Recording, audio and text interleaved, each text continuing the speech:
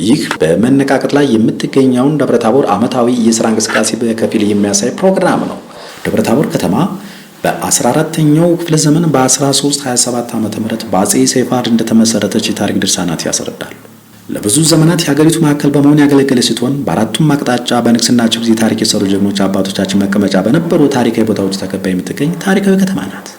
በኢትዮጵያ የመጀመሪያው ኢንዱስትሪ የተከፈተበት የተጀመረበት ውጤትም የተገኘበት ይሄ ቀጠና ብዙ የታሪክ ጸጋ ያለው ነው።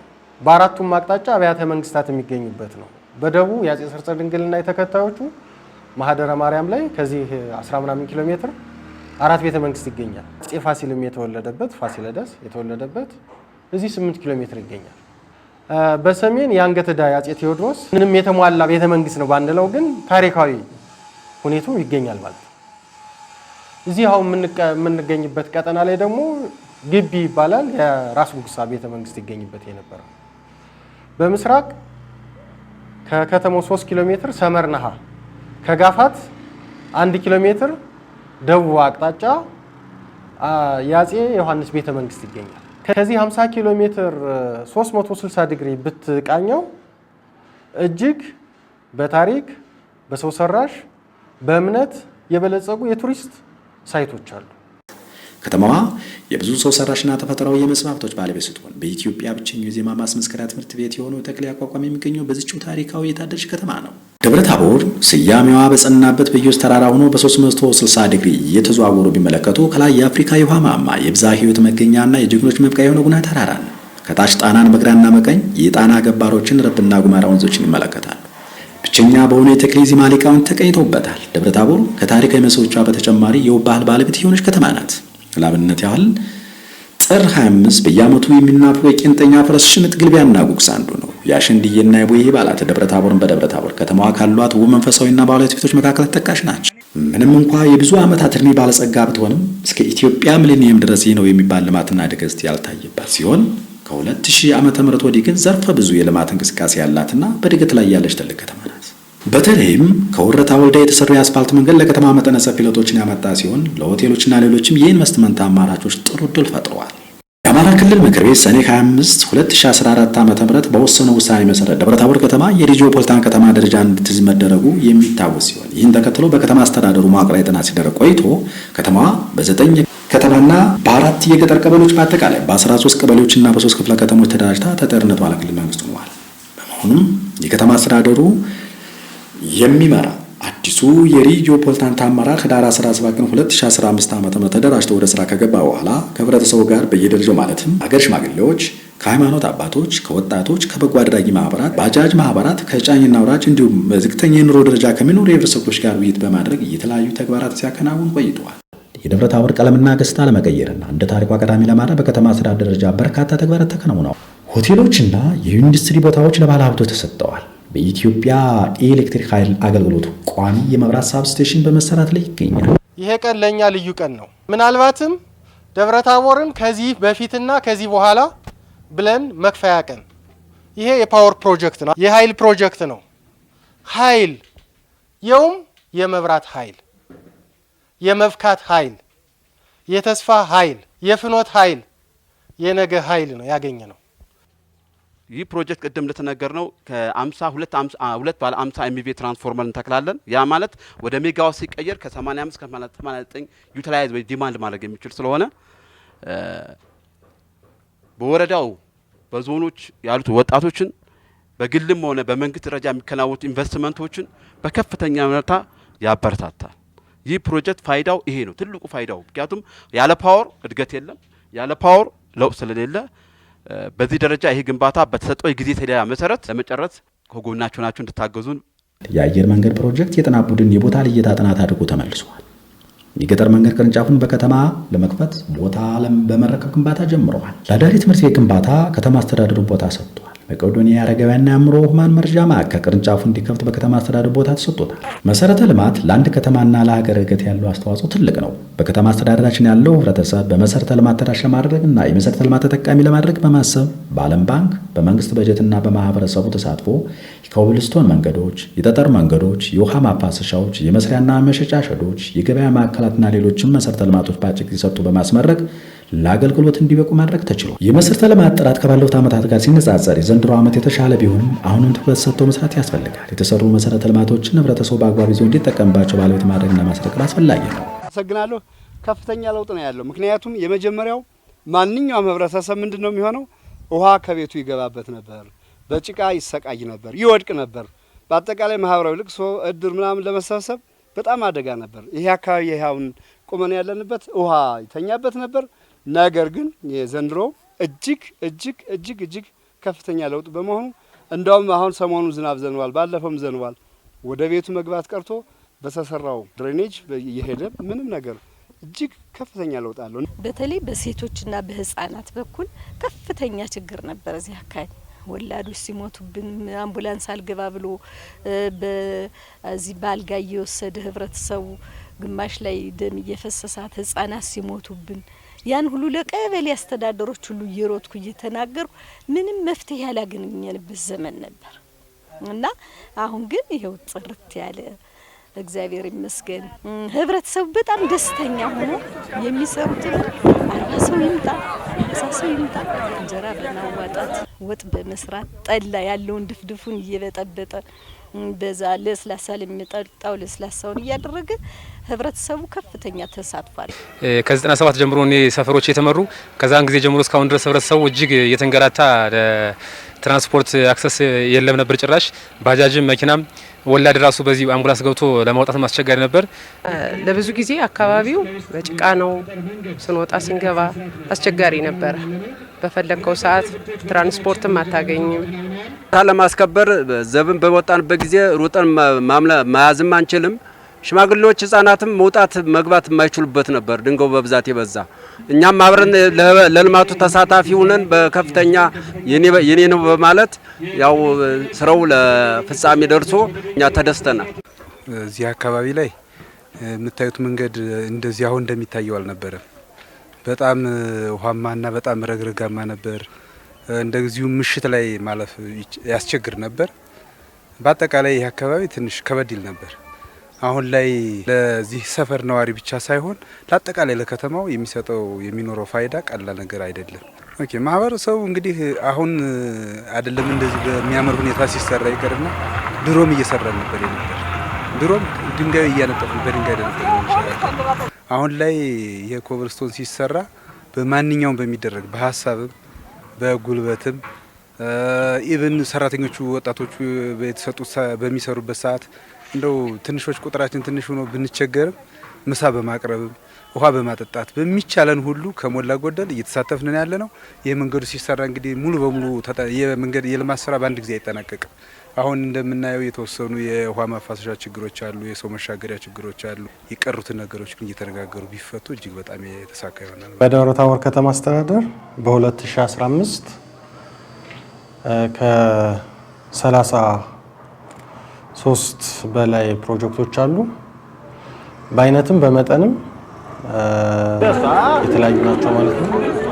የጠጠር መንገድ፣ ኮብልስቶን፣ ቄራ፣ ቀበሌ ቤት፣ ትምህርት ቤት ግንባታ በጣም ብዙ አይነት ናቸው። እነዚህ ሁሉ መሰረተ ልማቶች በዚህ አመት በዓለም ባንክና በህዝባችንና በከተማ አስተዳደራችን ትብብር የተሰሩ ፕሮጀክቶች ናቸው ማለት ነው።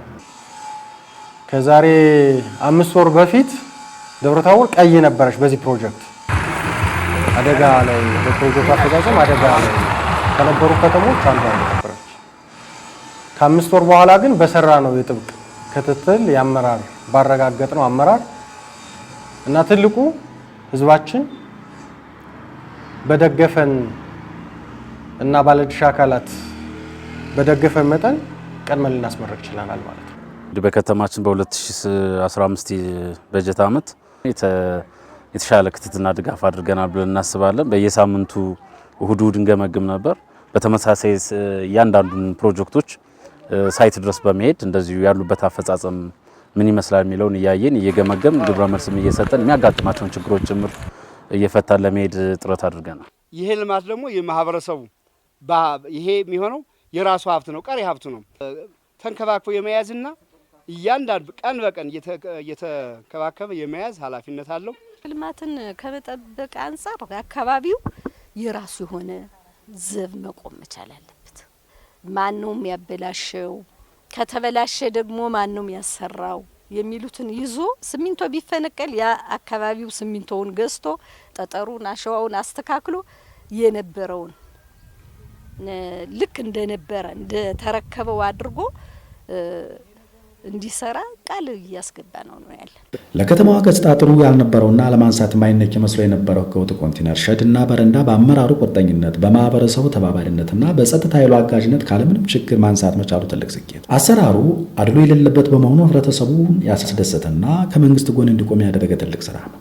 ህገወጥ ኮንቴነር በረንዳና ሸድ መነሳቱ ለከተማዋ ጥሩ ገጽታ ያለበሰና ውበቷን ያስጠበቀ ሲሆን በተነሳው አካባቢ አረንጓዴ ልማትን ለማልማትና መናፈሻዎችን ለመስራት ከተማ አስተዳደሩ ከወዲሁ እየሰራ ይገኛል። የከተማ አስተዳደሩና የአካባቢው ማህበረሰብ በየአቅራቢያው የገበያ አማራጭ እንዲያገኝ ለማድረግና በገበያዎች ላይ ያለውን የተራ መደበላለቅ እንዲሁም መጨናነቅ ለማስቀረት የስራ ዕድል ለመፍጠር ገቢን በአግባቡ ለመሰብሰብና ለማሳደግ ከሚመለከታቸው ተቋማትና ከጸጥታ አካላት ጋር የተወጣጣ ኮሚቴ በማዋቀር የገበያ ተራ የማስያዝና በየአካባቢው ያሉትን ገበያዎች የማመቻቸት ስራ ተሰርቷል። በእኛ ከተማ ያው 4 ገበያዎች አሉ። 4 ገበያዎች ቢኖሩም ግን የተዘበራረቀ የግብይት ሂደት ነው የነበረው። ስለዚህ እሱን ለሻጭና ለገዢ አመች በሆነ መንገድ በማደራጀት ከሰኞ ገበያን የጀመርነው አቦ ገበያ፣ ሐሙስ ገበያ እንዲሁም ብሳኒት ገበያን እያደራጀን የምንገኘው። እሱ የሚሆነው ምንድነው በዘርፍ በየዘርፉ በክላስተር ነው ያደራጀነው። እሱንም ስናደራጅ በርካታ የህብረተሰብ ክፍል ተጠቃሚ ሆነዋል። ለከተማውም ቢሆን እነሱ ተጠቃሚ ሆነዋል። እሱንም መሰረት አድርገን ደግሞ ለከተማው ገቢ ማሳደግ ከዜሮ ተነስተን ይከተሳድገናል ማለት ነው። እንደዚህ አንደኛ ህገወጥ ነጋዴዎች ህጋዊ ሆነው እንዲሰሩ፣ የከተማውን ቦታ ደግሞ ቦታውን ቆጥበን ለሚመለከተው አካል በመስጠት በተለይ ኮንቴነር ለፈረሰባቸው አካላት፣ ለሴቶች፣ ለአካል ጉዳተኞች ህገወጥ የሆኑ ነጋዴዎችን መስመር ለማስያዝ ቀጣይ ህገወጥ የሆኑ ነጋዴዎች ህጋዊ ሆነው ግብራቸውን እየከፈሉ ከቦታ ቦታ ሳይንቀሳቀሱ ሳይንገላቱ በአንድ ቦታ ላይ ሆነው ንግዳቸውን እንዲያሳልጡ ጠቀሜታ አለው። ሌላው ስራ ፈላጊ የሆኑ ወጣቶች ዝም ብለው ህገወጥ ነው መስመር ላይ የሚሰሩም አሉ። እነሱንም ህጋዊ ሆነው በአንድ ቦታ ላይ ሆነው እንዲሰሩ ንግድ ፈቃድም እናስወጣለን። ቀጣይም ገቢዎች ጋር ሆነን ደግሞ የከተማችንን ገቢ እናሳድጋለን ማለት ነው። ገላቱ እናቶች አሉ። በፀሐይ በብርድ በዝናብ ክረምት ሲሆን ጭቃው እሱን መሰረት አድርገን ያው ከባህር ዳር ተሞክሮ በማምጣት ቆርቆሮ እንዲገነባ ታችኛው ሊሾ እንዲያረጉ ከተማውም ሪጆ ከመሆኑ አንጻር ዘመናዊ የሆነ ገበያ እንዲፈጠር እንደ ሌሎች ከተሞች የተሻለ ገበያ ሆኖ በዛው ልክ እየሰራን ያለንበት ሁኔታ ነው ያለው። ያው የኛ ተቋም ገቢ ማሳደግም ጭምር ነው። ከዚህ በፊት ገቢን ሰበስብ ነበር። አሁን እሱ ወደ ገቢዎች ስለሄደ ገቢ ማሳደግ ነው። ገቢ ስናሳድግ ደግሞ ያሉን ክፍት ቦታዎችን ለነጋዴዎች እየሰጠን ገበያ የሚፈጠሩ መንደሮች ይኖራሉ። በዛም ቢሆን ገበያዎችን እየፈጠርን እያሰፋን የምንሄድበት መንገድ ይኖራል። እንግዲህ ይህን ገበያ ስናደራጅ በመጀመሪያ እዚህ ሲሰሩ የነበሩ ነጋዴዎች ነው በሙሉ ያደራጀ ናቸው። የተለያየ ዘርፍ ስራ ላይ ተሰማርተው የነበሩ ነጋዴዎች አሉ። ከትንሽ ከጉልት ነጋዴዎች ጀምሮ እስከ ትልልቅ የሚባሉ ነጋዴዎች ነው ያገኘናቸው። እነሱም በዘርፍ አድርገን በተለያዩ ዘርፎች ማለትም በእህልና መሰል ንግዶች የተሰማሩ፣ በበርበሬ በሸቀጣ ሸቀጥ የተሰማሩ፣ እንዲሁም በቅመማ ቅመም የተሰማሩ፣ በልብስና በጫማ ንግዶች የተሰማሩ እንዲሁም በተለያዩ የአትክልትና ፍራፍሬ ንግዶች የተሰማሩ ነጋዴዎች ናቸው። እነዚህ ሸዶች ያው እኛ በጎ ተጽዕኖ በማድረግ እንዲሰሩ ያደረግናቸው ናቸው። አንዱ ሸድ ውስጥ ከ10 ሰው እስከ 12 ሰው የሚይዝ ነጋዴዎችን የሚይዝ አድርገን ያደራጀ ነው። የንግዱ ማህበረሰብና ሸማቹ ህብረተሰብ ስርዓት ባለው መልኩ ግብይቱ እንዲፈጽምና በየአቅራቢው የገበያ አማራጭ እንዲኖር በማድረግ የማህበረሰቡን እንግልት አስቀርቷል። የከተማዋና የአካባቢው ህዝብ ቁጥር ጊዜ ወደ ጊዜ እየጨመረ የመጣ በመሆኑና የከተማ አስተዳደሩ ስፋትም ከነበረው በእጅጉ እየጨመረ በመሆኑ በየአካባቢው የተሰራው የገበያ የማመቻቸትና የማደላደል ስራ ይበል የሚያሳይ ነው። ግብር ለአንድ ከተማ ብሎም ክልልና ሀገር ልማትና እድገት ወሳኝ ነው። በመሆኑም በከተማችን ኢኮኖሚ የሚያመነጨውን የገቢ ግብር በአግባቡ ለመሰብሰብ የገቢ ሰብሳቢ ተቋሙን አመራርና ባለሙያ የሚሰሯቸው ስራዎች ይበል የሚያሰኙ ናቸው። በቅንጅት በመሰራታቸው ግብር የመሰብሰብ አቅማቸውን ያሳደጉ ሲሆን ይህም ለከተማዋ ልማት ትልቅ አስተዋጽኦ እያበረከተ ነው። አንድ መንግስት አንድ ህዝብ ነው፣ መንግስት ነው የሚባሉ አመላካሽ ከሆኑ ነገሮች አንዱ መንግስቱ በአግባቡ ግብር ይሰበስባል አይሰበስብም ነው። ግብር የስልጣኔ መገለጫ ነው። በተለይ ደግሞ ለደብረ ታቦርና ለኛ ለቴዎድሮስ ልጆች ለቴዎድሮስ ከተማ። ምክንያቱም በኢትዮጵያ የግብር ስርዓት ሀሳብ የተጀመረበት ከተማ የታወጀበት ከተማ በመሆኑ ግብር በአንድ አካል ብቻ የሚሆን አይደለም፣ የሁሉን አካላት ትብብር ይጠይቃል ማለት ነው። ስለዚህ ዛሬ የንቅናቄ መድረክ ስናስኬድ ከኛ ጎን ሆኖ የአንድ ሳንቲም ገጽታ ሆኖ ስራ የሚሰራውን ግብር ከፋይ ከጎናችን አሰልፈን ሌላውም ሀገርና ባለድርሻ አካላት ከኛ ጋር ሆኖ መስራት የሚችሉ ከሆነ የተሻለ ገቢ መሰብሰብ እንችላለን። ግብር ግዴታ ነው። የውዴታ ግዴታ ነው። የሚፈለገው ሰዎች ታክስን በፈቃደኝነት ላይ የተመሰረተ እንዲያደርጉት ይፈልጋል። ካልሆነ ግን ያው የግዴታ ክፍያ መሆኑን በደንብ መረዳት አለብን። ደብረ ታቦር ለኢንቨስትመንትና ኢንዱስትሪ ዘርፍ የተመቸች ከተማ ስትሆን ኢንቨስትመንትና ኢንዱስትሪ ወደ ከተማዋ ለመሳብ በከተማ አስተዳደር ስራዎች በመሰራት ላይ ናቸው። በዘንድሮው ዓመት ብዙ ባለሀብቶች በማምረት ዘርፉና በሆቴል ቱሪዝም ዘርፍ ለመሰማራት ፈቃድ በመውሰድ ቦታ ተረክበው በመንቀሳቀስ ላይ ይገኛሉ።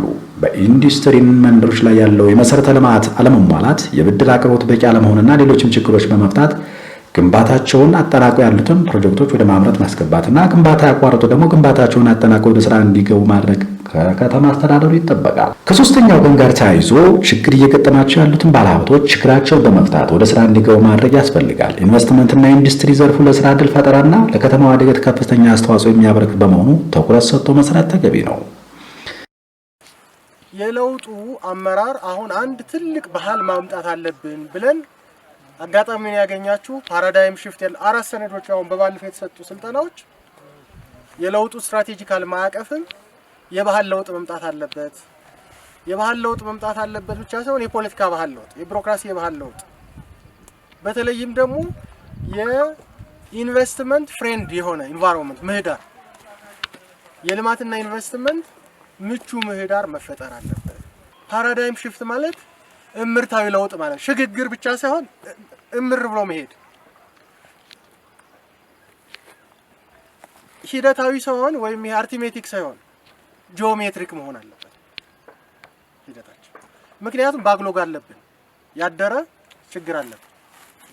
ስለዚህ ይህ አመራር የሚጠብቀው ይሄንን ሸክም ነው።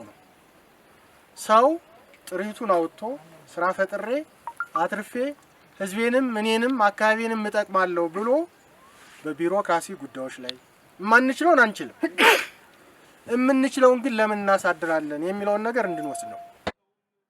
ማህበረሰቡን ያማረረና ህዝብና መንግስትን የሚያደርግ በመሆኑ ዘላቂ መፍትሄ እንዲያገኝ ለማድረግ መስራት እንደሚያስፈልግ ሲሆን ጊዜያዊ መፍትሄዎችን መውሰድም ተገቢ ነው። 8 ከ9 ወር በፊት አንድ ፕሮጀክት በድጋፍ ሰጪ ድርጅቶች እና በዩኒቨርሲቲው ድጋፍ ተደርጎልና ፕሮጀክት ተጀምሮ ነበር። አሁን ኦልሞስት ከ90% በላይ ተጠናቋል። ነገር ግን አንዳንድ ጥቃቅን የዲዛይን እና የጥናት ችግር የነበረበት ስለሆነ የኤሌክትሮሜካኒካል ግዥ አገር ውስጥ ባለመገኘቱ በዛ ምክንያት ዘግቶብናል። እሱ በእርግጠኝነት በቀጣይ 1 ወር ውስጥ ደርሶ የህብረተሰቡን ችግር በ50% ይፈታል ብለን እናስባለን። ነገር ግን እንዳጠቃላይ ግን የደብረ ታቦር ከተማ በአሁኑ ሰዓት በወር 1 ጊዜ ነው ውሃ እያገኛልና እኔ እንደ ክልልም እንደ ሀገር አቀፍ ደረጃም ለደብረ ታቦር ከተማ ትኩረት እየተሰጡ አይደለም። በተለይ በንጹህ መጠጥ አቅርቦት ዙሪያ ከፍተኛ የሆነ ችግር አለበትና ትኩረት እንዲያገኝ የክልሉ መንግስት በልዩ እንትን ቢያየው የሚል ደብረ ታቦር ከተማ የዘላቂ ንጹህ መጠጥ ችግር የሚፈታው በርብ ግድብ ነው። እሱም ደግሞ ከሚመለከተው ከከተማ አመራሩ ጋር በተለይ ከቦርድ ሰብሳቢው ጋር ከክቡር ከንቲው ጋር በመሆን አጠቃላይ ጥናቱን የርብ ተጠንቶ አልቋል። አሁን ጥናቱ አልቆ ወደ ተለያዩ ዶክመንቴሽን ስራ ተገብቷል።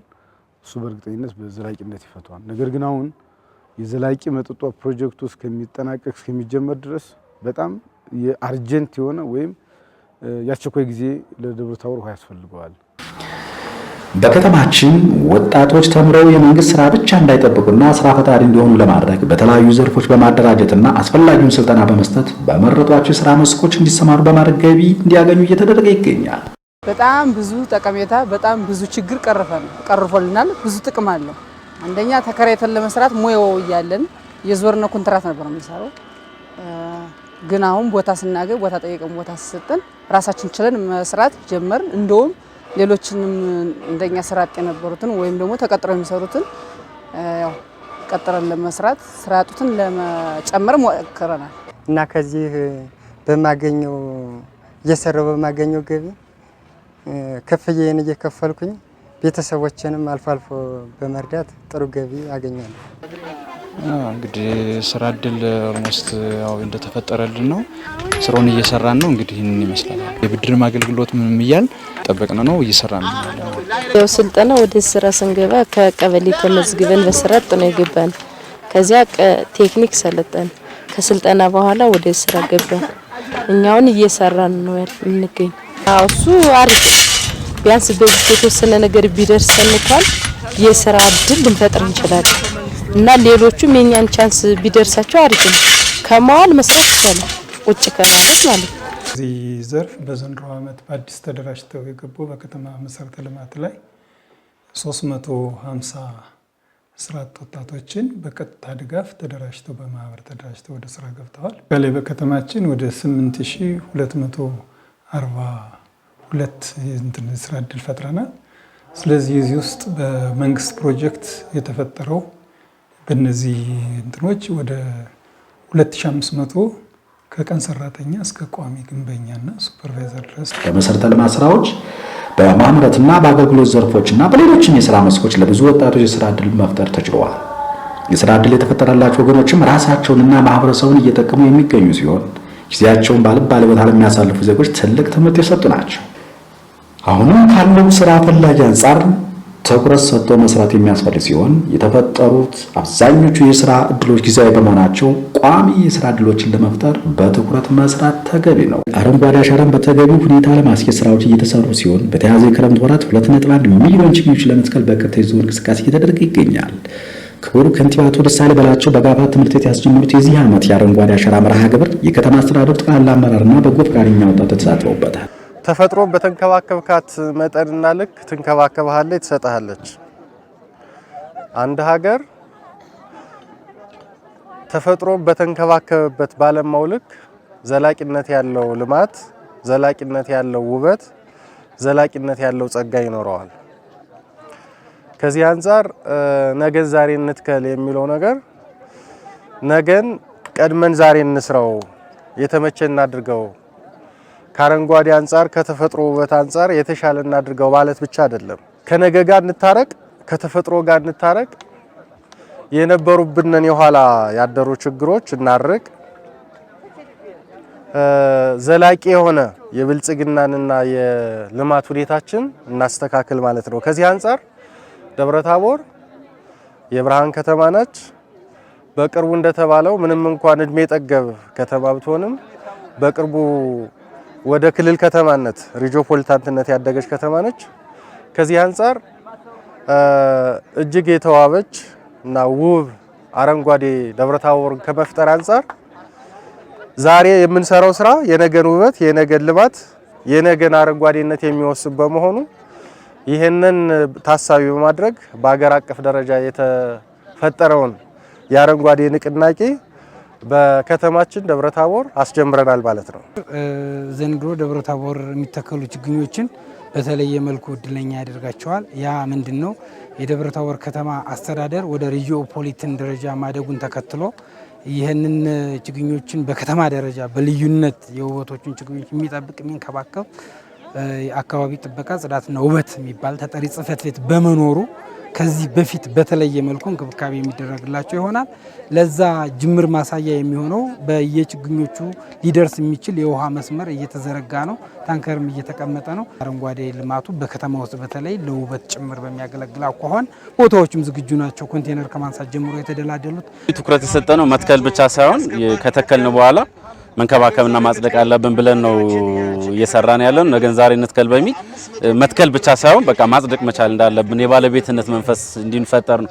ይሄ የምታዩት ተራራ ባለቤት ያለው የሚጠበቅ ከመሆኑ ጋር ተያይዞ በቀጣይም በቅርብ ርቀት ያለ ስለሆነ የተከልነው መልሰን አይተን መንከባከብና እንዲጸድቅ ማድረግ አለብን ማለት ነው። በከተማችን ብሎም በሀገራችን አቅም የሌላቸውን የህብረተሰብ ክፍሎችና ሰርተው መኖር የሚችሉ ወገኖችን የምግብ ዋስትና ለማረጋገጥ የሴፍቲኔት ፕሮግራም እየተገበረ ይገኛል። በከተማችን የሴፍቲኔት ፕሮግራም ከተጀመረ ጥቂት ዓመታት ቢያስቆጥርም የተሻሉ ተግባራትን ማከናወን ተችሏል። በተለይ በዘንድሮ ዓመት የሁለተኛና ሶስተኛ ዙር ተጠቃሚዎችን በመጨመር በቀጥታ ድጋፍና የልማት ስራዎችን በመስራት ብዙ ወገኖች ተጠቃሚ ሆነዋል።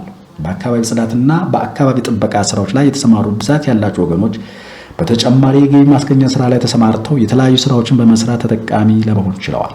በጽዳት ስራው ላይ የተሰማሩ ወገኖችም የከተማችን ውበትና ጽዳት በማስጠበቅ ትልቅ አስተዋጽኦ በማበረከት ላይ ናቸው። ከተማችን በስፖርቱ ዘርፍ ውጤታማ ጊዜንና ጥሩ የውድድር ዓመትን ያሳልፋለች። ከተማ አስተዳደሩን ወክለው በተለያዩ የስፖርት ውድድር መድረኮች የተሳተፉ ስፖርተኞች ውጤታማ በመሆን ራሳቸውንና ከተማቸውን በበጎ ማስነሳትና ገጽታችን መገንባት ችለዋል። የደብረ ታቦር ከነማ ስፖርት ክለብ ከብዙ ዓመታት በኋላ ጥሩ የውድድር ጊዜን እያሳለፈ የሚገኝ ሲሆን በሀገር አቀፍ ደረጃ ከተማዋን ለመወከል አልሞ እየሰራ ይገኛል። የክልሉ እግር ኳስ ፌዴሬሽን በፈጠረው ችግር ምክንያት በኢትዮጵያ ክለቦች ሻምፒዮና ላይ እንዳይሳተፍ የተደረገበት አግባብ የስፖርት ቤተሰቡና መላው የከተማችን ነዋሪ አስከፍቷል። በጥቅል ግን በስፖርቱ ዘርፍ ለተመዘገበው ጥሩ ውጤት አመራሩ፣ ባለሙያው፣ ተቋማትና መላው ማህበረሰብ ተቀናጅቶ በመስራት ሲሆን ለስፖርቱ እየተደረገ ያለው ሁለንተናዊ ድጋፍ ማጠናከር ማስቀጠል ያስፈልጋል። በቀጣይ ከተማዋን የሚወክሉ ስፖርተኞችና ክለቦች እንዲወጡ ለማድረግ የስፖርት ማዘውተሪያ ማዕከላትና ስቴዲየም ለመገንባት ጥረት ማድረግ ያስፈልጋል። ደብረ ታቦር ከተማና አካባቢው ብዙ ባህላዊና መንፈሳዊ ክንዋኔዎች ያሉት ሲሆን ከነዚህ መካከል በየዓመቱ ጥር 25 በፈረስ ጉዞ ታጅቦ የሚከበረው የሰማዕቱ ቅዱስ መርቆሬዎስ ክብረ በዓል አንዱ ነው። ከቅርብ ዓመታት ወዲህ የሰማዕቱ ቅዱስ መርቆሬዎስ ዓመታዊ ክብረ በዓል በከተማችን በደማቅ ሁኔታ እየተከበረ ሲሆን የዘንድሮ ዓመት በዓል አከባበር ግን ለየት ያለ ነው። ምክንያቱ ደግሞ በአጅባር ሜዳ የፈረስ ጉግስ በሰማይ ደግሞ አውሮፕላን ትርኢት የበዓሉን አከባበር ሳቢና ማራኪ እንዲሆን አድርገውታል።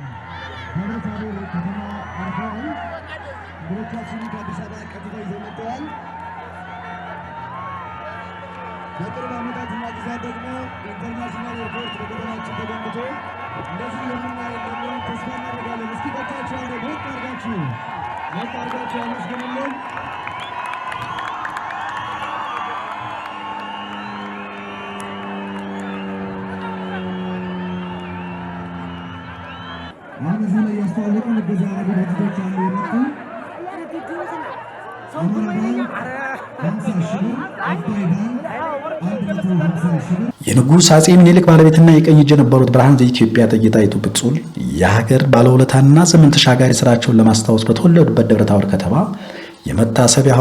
የመታሰቢያ ሐውልትና አደባባይ እየተሰራላቸው ሲሆን የአደባባይና የሐውልቱ ስራ በጥሩ ሁኔታ እየተሰራ ይገኛል። የከተማ አስተዳደሩ በቤት ማህበር የተደራጁ የህብረተሰብ ክፍሎችንና አቅም ያላቸው የማህበረሰብ ክፍሎችን በማስተባበር እያሰራ ያለው አደባባይና ሐውልት ከ14 ሚሊዮን ብር በላይ በሆነ ወጪ የሚሰራ ሲሆን ደረጃውን በጠበቀ አግባብ ተሰርቶ እስከ ሰኔ መጨረሻ ድረስ ይጠናቀቃል ተብሎ ይጠበቃል። በዘንድሮ ዓመት የአድዋ ድል መታሰቢያ በዓልም የእቴጌ ጣይቱ አደባባይ በደማቅ ሁኔታ ለማክበር ተችሏል። ነሐሴ 12 የአጼ ምኒልክና የእቴጌ ጣይቱ የልደት በዓላቸውንና የደብረ ታቦርን በደብረ ታቦር በዓል ለማክበር ቅድመ ሰላም የልማትና የሌሎች ነገሮች መሰረት በመሆኑ በከተማዋ ሰላምና ጸጥታ ለማስጠበቅና የህዝቡን ደህንነት ለማረጋገጥ ዘርፈ ብዙ ስራዎች የተሰሩ ሲሆን በዚህም አንጻራዊ የሆነ ሰላምና ጸጥታ ማረጋገጥ ተችሏል።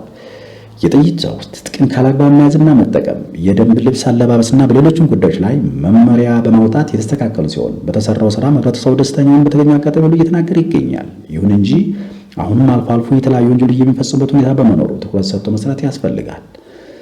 በሀገራችን የምግብ ዋስትናን ለማረጋገጥና ከአበዳሪ ሀገራት ያለውን መጎናመስ ለማስቀረት ለስንዴ ልማት ትኩረት ተሰጥቶ እየተሰራ ይገኛል። በተለይ የበጋ መስኖ ስንዴ ልማት አዋጭነቱ ከፍተኛ በመሆኑና ጠቃሚነቱ የጎላ በመሆኑ አርሶ አደሩን በማላመድና ስራው በጥሩ ሁኔታ እየተሰራ ሲሆን ምርታማነቱ ይበል የሚያሳይ ነው። በደብረ ታቦር ከተማ በዘንድሮ ዓመት 148 ሄክታር መሬት በበጋ መስኖ ስንዴ ማልማት የተቻለ ሲሆን ይህም ተስፋ ሰጪ ጅምር ነው። የስንዴ ልማት ስራው ጥሩ ልምድና እውቀት የተገኘበት እንዲሁም ለቀጣዩ ዓመት ጥሩ ግብዓት መሆኑንና ስራው አዋጭ መሆኑን የታየበትና ለዚህም የዘርፉ ምሁራን በጥሩ ሁኔታ የገለጹበት ሁኔታ ይታያል። በመሆኑም ከዘንድሮ ዓመት የበጋ መስኖ ስንዴ ልማትና ጥሩ ልምድና ተሞክሮ በሲቪል ሰርቪስ መምሪያና የቅሬታ ሰሚ ጽሕፈት ቤት በተቋማት እየተሰጠ ያለውን አገልግሎት በመፈተሽና በመቆጣጠር ለማህበረሰቡ የሚሰጠውን አገልግሎት ማሳለጥና መልካም አስተዳደር ማስፈን ይገባቸዋል የዕለቱ መልእክታችን ነው።